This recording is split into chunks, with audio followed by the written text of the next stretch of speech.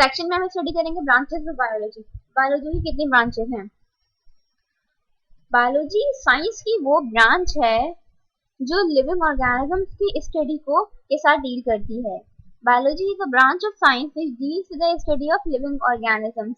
सबसे पहले बायोलॉजी को दो मेजर क्लासेस में डिवाइड किया गया।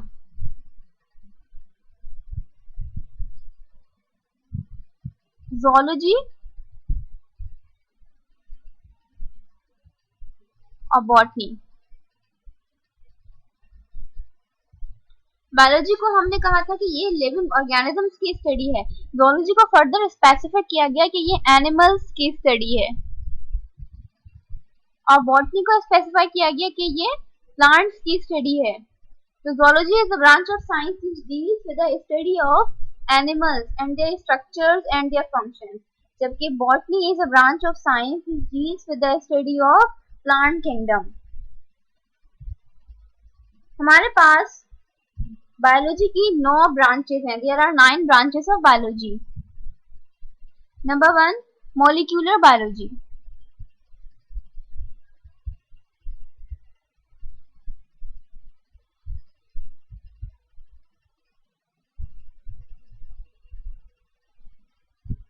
मॉलिक्यूलर बायोलॉजी बायोलॉजी की वो ब्रांच है जो मॉलिक्यूलर कंपोनेंट्स की स्टडी के साथ कंसर्न करती है। Molecular biology is the branch of biology which concern with the study of structure and functions of the molecular components of the cell.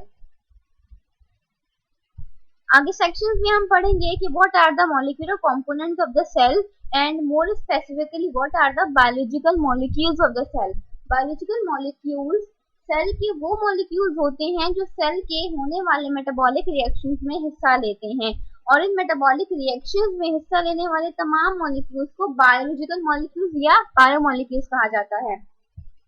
In biomolecules के स्ट्रक्चर्स डिफरेंट होते हैं, इनके functions different होते हैं, ये कहाँ मौजूद होते हैं ये डिफरेंट होता है, किस किस रिएक्शंस में पार्ट लेते हैं, तमाम चीजें वेरी करती हैं। इन बायोलॉजिकल मॉलिक्यूल्स में 4 बेसिक बायोलॉजिकल मॉलिक्यूल्स की हम स्टडी करते हैं: proteins, carbohydrates, lipids and nucleic acids. इनकी फर्दर ब्रांचेस हैं और उनके फर्दर फंक्शंस हैं, लेकिन biological molecular biology as a whole is a branch of biology जो हमारे साथ तमाम मॉलिक्यूलर कंपोनेंट्स की स्टडी करती है और उनके बायोलॉजिकल मॉलिक्यूल्स की डिटेल स्टडी के साथ कंसर्न करती है। दूसरी है माइक्रोबायोलॉजी।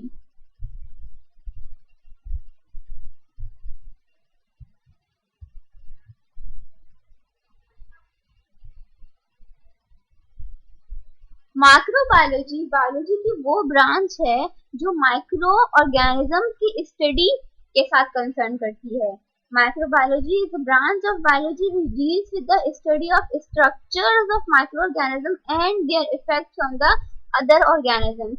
यानी माइक्रो ऑर्गेनिजम्स की स्टडी और उनके क्या इफेक्ट पड़ते हैं, उनका क्या असर होता है दूसरे ऑर्गेनिजम्स पे, इसकी स्टडी को कहते हैं माइक्रोबायोलॉजी।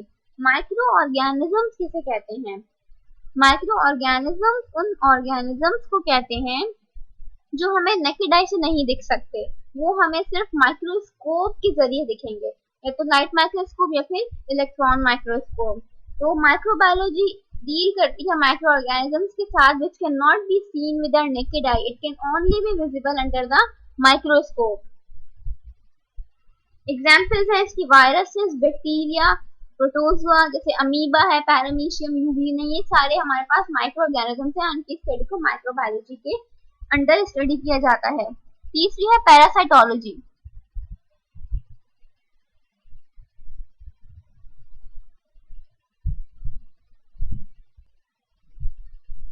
पैरासाइटोलॉजी बायोलॉजी की वो ब्रांच है जिसके अंदर हम पैरासाइट्स के स्ट्रक्चर्स, उनकी स्टडी करते हैं और उनका क्या असर पड़ता है उनके होस्ट पर।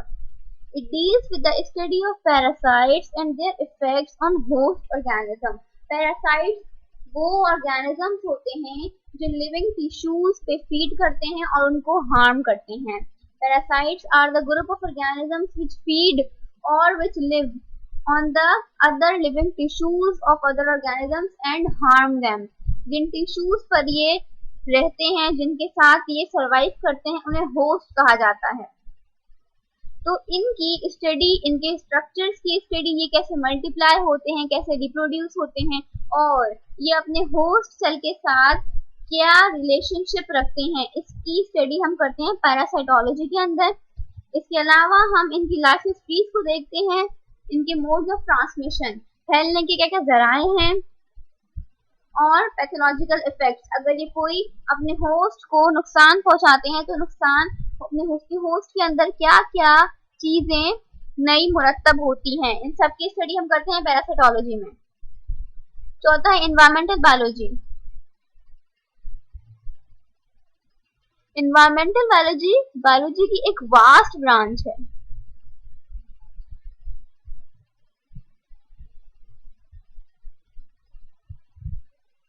जिसे इकोलॉजी भी कहा जाता है।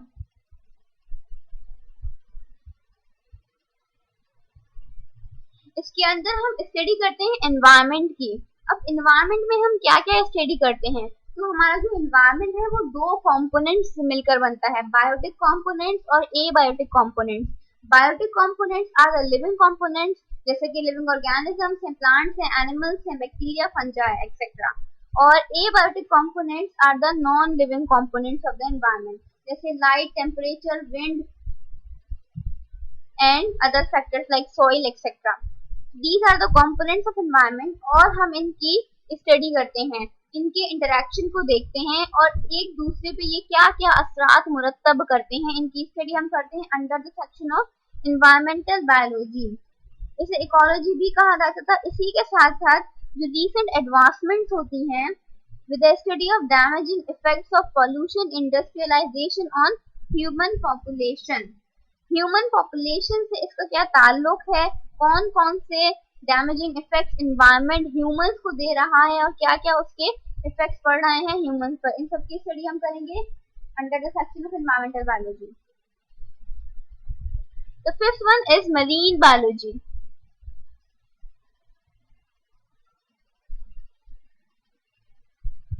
नाम से जाहिर है, मरीन बायोलॉजी में हम वो ऑर्गेनिजम्स की स्टडी करेंगे जो मरीन वाटर में रहते हैं। Marine water is a salty water.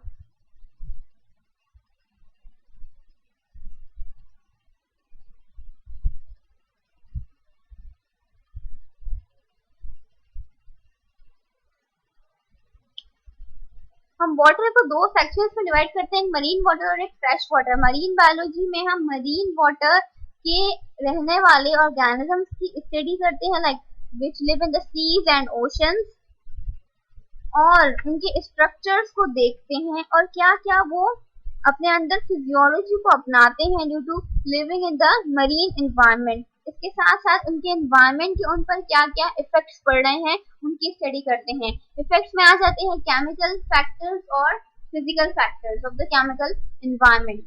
तो इन दोनों फैक्टर्स की स्टडी हम करते हैं मरीन बायोलॉजी के सेक्शन में। नेक्स्ट आ जाता है fresh water biology. Fresh water biology में हम फ्रेश वाटर ऑर्गेनिजम्स की स्टडी करेंगे, वो ऑर्गेनिज्म जो फ्रेश वाटर में रहते हैं, जिसे मीठा पानी कहा जाता है। फ्रेश वाटर बायोलॉजी को लिम्नोलॉजी भी कहा जाता है। लिम्नोलॉजी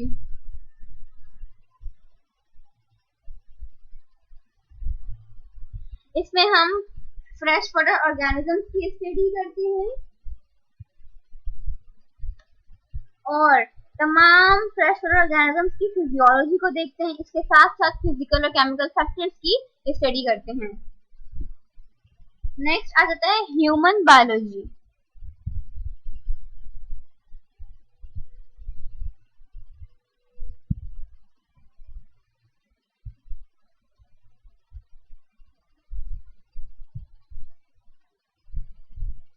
इसमें हम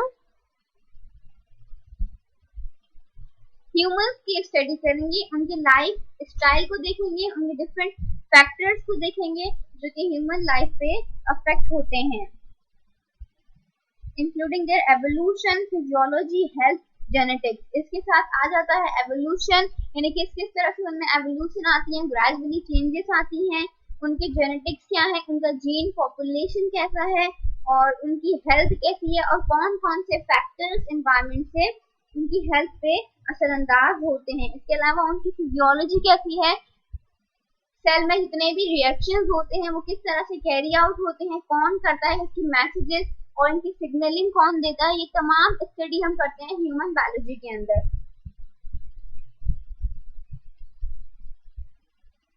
नेक्स्ट है सोशल बायोलॉजी।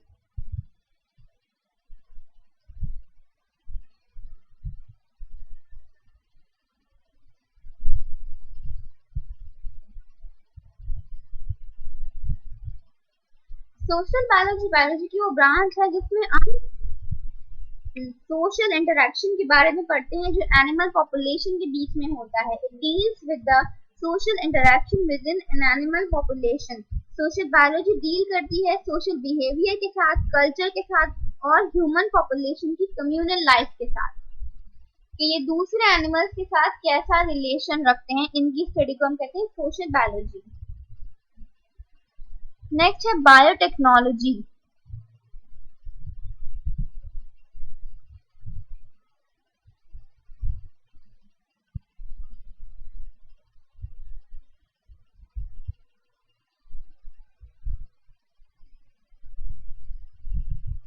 बायोटेक्नोलॉजी बायोलॉजी की सबसे रीसेंट और एडवांस ब्रांच है। It is the recent branch of biology which deals with the industrial and technological use of living organisms to perform tasks for the benefit of human beings.